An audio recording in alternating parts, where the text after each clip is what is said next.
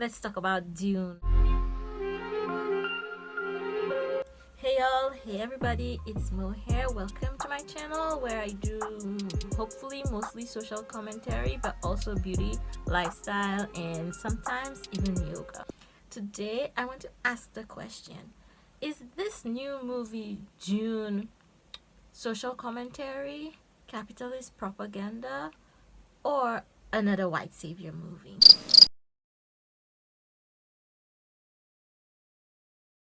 Before we get further into the movie, I want you to know this is not really a review, but it will have spoilers. I always see art as an opportunity for social commentary because in my culture, art was one of the only ways slaves were allowed to express themselves freely and to comment on social issues and to make fun of the slave owner. Growing up, I adored calypso and other folk music for the way they not only told our stories, but they told them in a way that was criticizing the status quo. This is my perspective when I'm consuming art. I'm always looking at art and trying to figure out, what does this tell me about the society that produced this, but also what the creator is actually trying to tell me, because very often art will try to convey subtle little messages. I know I said this wasn't a movie review, but I have to say that I absolutely enjoyed the cinematography on the movie. One of my favorite things was the little flyers.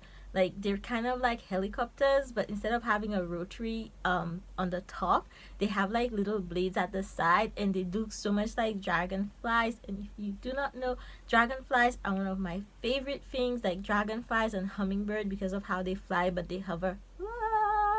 So I really love that, and I love the scenes, like how they were set, and just amazing. But also, y'all, I never read the books. I don't know anything about the law. I just kept seeing Dune all over my timeline. Everywhere I looked, Dune, Dune, Dune. So I was actually watching a video of the director talking about the scenes, and that one of the scenes they showed really captivated me. So I watched the trailer, and I was like, okay, like I am already, let me tell you, I'm overwhelmed by universes, franchises. Like Marvel just killed my brain. But I thought, why don't I like watch this movie? The least I could do is make a video about it. If you're looking for a movie review, Jessie Gender did a review that I thought like was really good. It pointed out some of the issues I had with the movie, which were not big issues. In the beginning of the movie, I was really confused because I didn't understand what was going on. So it felt like I was dropped halfway into the story because, like Jessie puts it, there's no big expositions telling you this is what this is what's going on here, and you have to figure it out for yourself. So I was like, what's going on? But you know, I tend to be like that in life very often. So like I was just like stick through this, because it's not hard to stick through it because it's gorgeous, but there was also a lot of whispering, and I hate all these whispered like acting in movies, but that's a me problem because of my auditory processing issues. And then like around halfway through the movie, I realized, oh, this isn't part 2 like it felt like in the beginning. This is definitely like origin story, part 1, prequel type thing going on here. And I was like, okay, whatever. And I was also disappointed with the ending because it was like they needed to make this Game of Thrones style so I could get sub every week. The way like the movie sucked you in and pulled you in, like you'd want to see episode 2 next week. So I hope they make the second part, but it sucks to have to wait for the story to resolve itself. Another important point that Jessie made that I absolutely agree with is that I can't come to any conclusions about the movie because it just feels so much like the story is unfinished. But with all that being said, y'all know I will judge, so let's get to the judging. I'm not one to hop on trends, bandwagons, and everyone's like, you must see this, you must see this. Let me tell you, I didn't watch Avatar. Everyone was like, it's the best movie of the year, blah, blah, blah, you have to watch it. Let me tell you, when everyone wanted to go watch Avatar, they were like, won't you go watch Avatar with us? I went to go watch Tooth Fairy with my little 6-year-old cousin instead of Avatar, because I was like, this is Ferngully. This is another white savior movie. I'm not watching a white savior movie. I'm gonna go watch Rock be a fairy. I that's more up my alley. So I went into this movie as a total skeptic. Just so y'all know, I went in as a skeptic. But there are some themes that I did see that I do want to address and I do want to talk about. Because a lot of the time as artists, when we create, we're putting our perspective, our spin, our experiences, all of that shapes what we create. So let's examine. In the beginning, it was all very like imperialism. There's an emperor, a ruler that we never see, that like from far away tells people what to do, can just say, hey, you go over there, take over that land, and like do things. It's just like imperialism, colonialism, and capitalism. This is like the themes I got from it. Okay, for those of y'all who didn't watch the movie, the most bulk of the movie takes place on like a desert planet. Like the whole planet's a desert, and it has these huge sandworms that crawl through the desert that are huge, that eat people.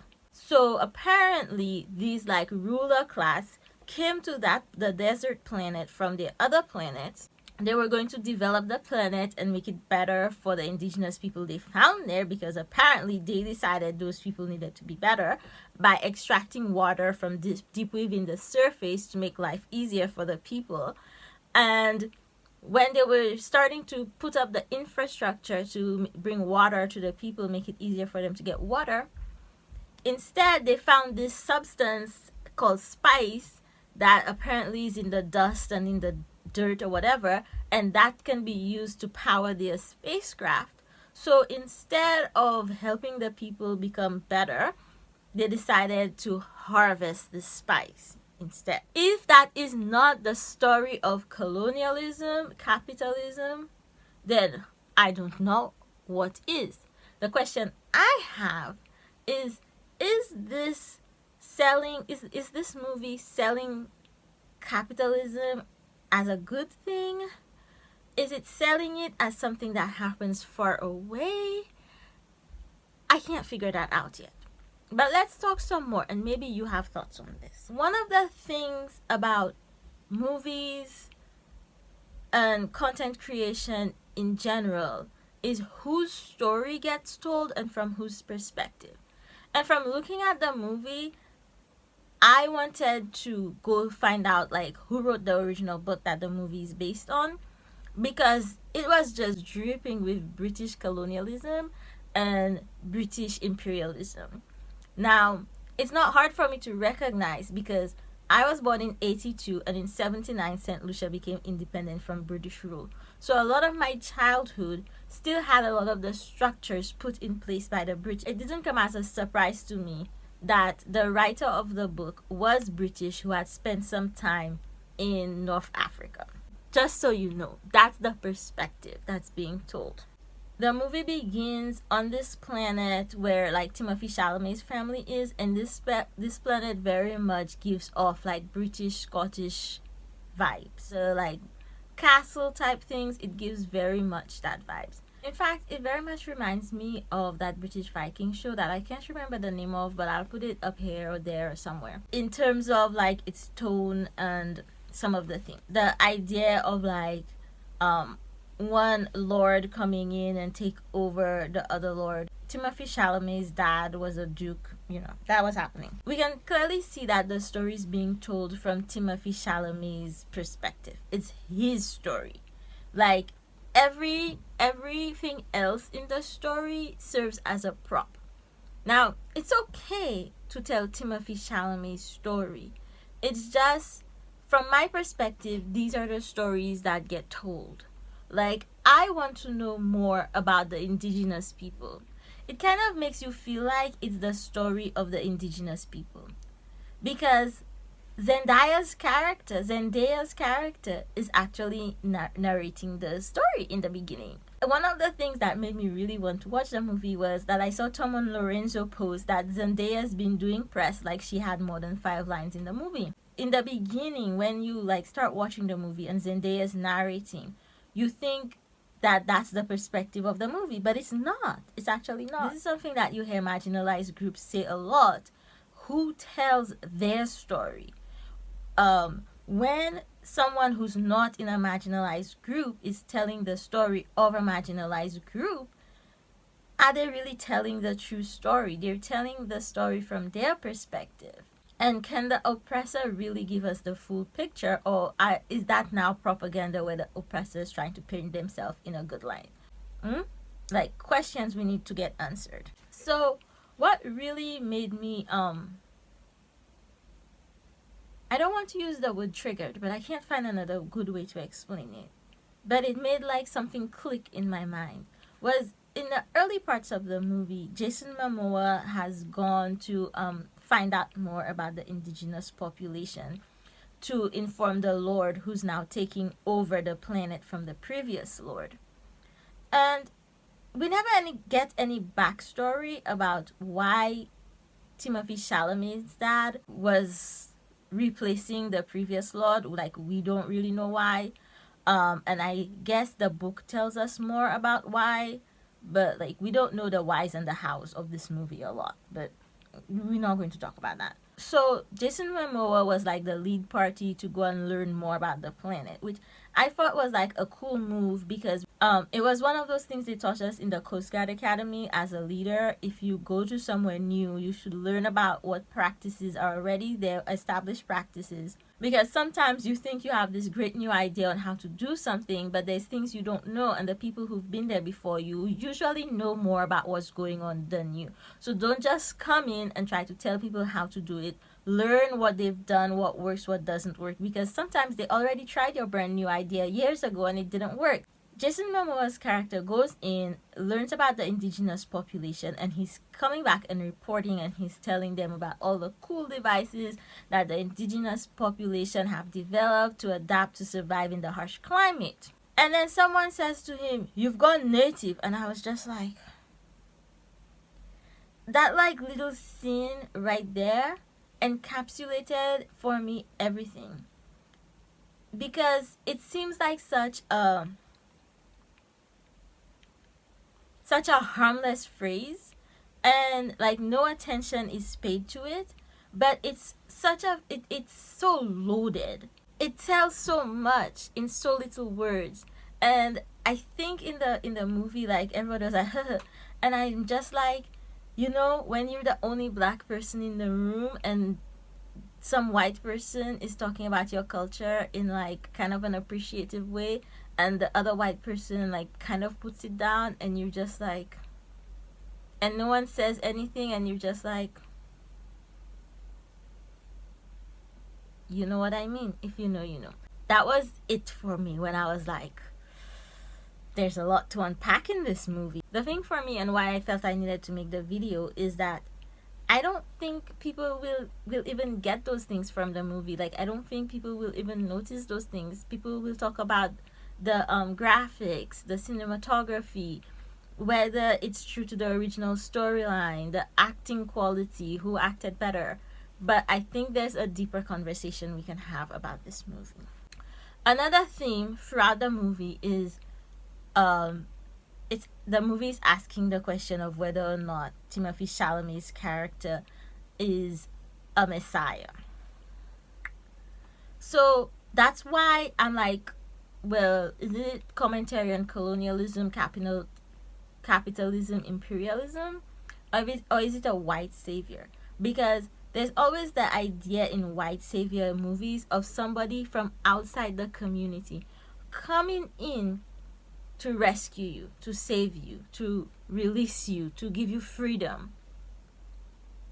And that propagates the idea that marginalized groups cannot be agents of their own change that they desire to see, that they do not have the agency or the intelligence to free themselves.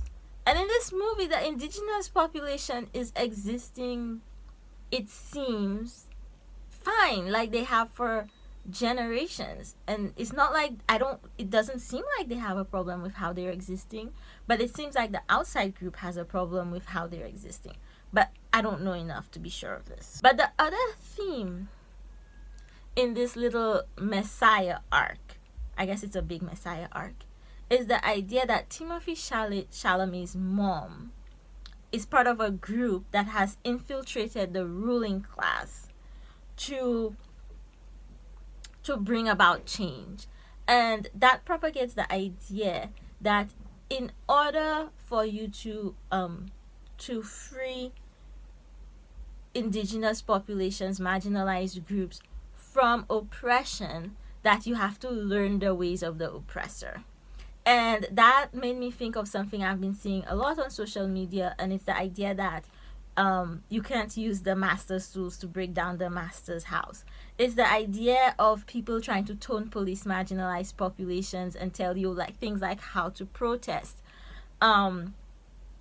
It's the idea of people being against like abolish the police and ideas like that. They want you to work within the framework that they've set for you, the framework that's oppressing you. The idea that for generations they've been infiltrating the ruling class in order to learn their ways so they can free themselves. What I've noticed is that when the people who think like that often then when they get to be in position of powers continue to have the same practices that the ruling class had. You've seen it. You've seen marginalized people get to be in positions and then all of a sudden they're doing the same things that they were supposed to free you from. Also, a few other things to note that happened in the movie was that they kind of like shrouded the indigenous people as being like practicing mysticism and like an old religion, and that is like peak British colonialism, like presenting everything Asian, everything North African as mysticism. That then degrades the indigenous people's religion and presents it as something less than the ruling class's religion, practices, culture. One thing I thought was really interesting was when Jason Momoa went out there to find out about the indigenous people before Timothée Chalamet's dad took over the planet, was that they had drastically undercounted the indigenous population. And it made me think of the idea that persists today, the myth that persists today of America being a wide open space, which allows racial inequalities to continue to persist today because it allows people to not realize the genocide that America was built on. At the end of the day, I still can't decide whether Dune is social commentary, a white savior movie, or capitalist propaganda. I want to lean towards another white savior movie because of the perspective from which the story is being told. By the story being told from Timothée Chalamet's perspective, it others the indigenous population. By othering the indigenous population and even using the word native to describe them, it starts dehumanizing them. Dehumanizing any group is the first step to oppressing them and to enacting violence against them. I really hope that the second part of the movie tells us more about the indigenous population from their perspective. I think that would add dimension to the story and make it a richer, more vibrant story. I really think it's important to look at pieces of art like this, especially popular pieces of art, with a critical eye to see what does it tell us about society today and what can we learn from it. Although it's important as well to just enjoy a piece of art for the entertainment value and the enjoyment that it brings you. The thing is, some of us just never get to do that because, well, if you don't know, you should know. I want to reiterate my main point: a story about a white savior told from the perspective of a white savior who, even though it is about how white saviorism goes wrong, is still a white savior story. People on the internet are making like a huge deal about people calling this a white savior story, and like a big part of those stories are who tells the story and the perspective it's told from. This is where I'm going to sign off. Did you watch Dune? What do you think? Did you enjoy it? Have you read the books? And as always, if you don't like what I say, you can feel free to not watch the video. And if you disagree with me, I encourage thoughtful discussion in the comments, but I will not tolerate insulting my intelligence or any derogatory terms or slurs being used, because I did not come here to debate you, bro. Y'all, thank you so much for watching. You have a great day. Bye.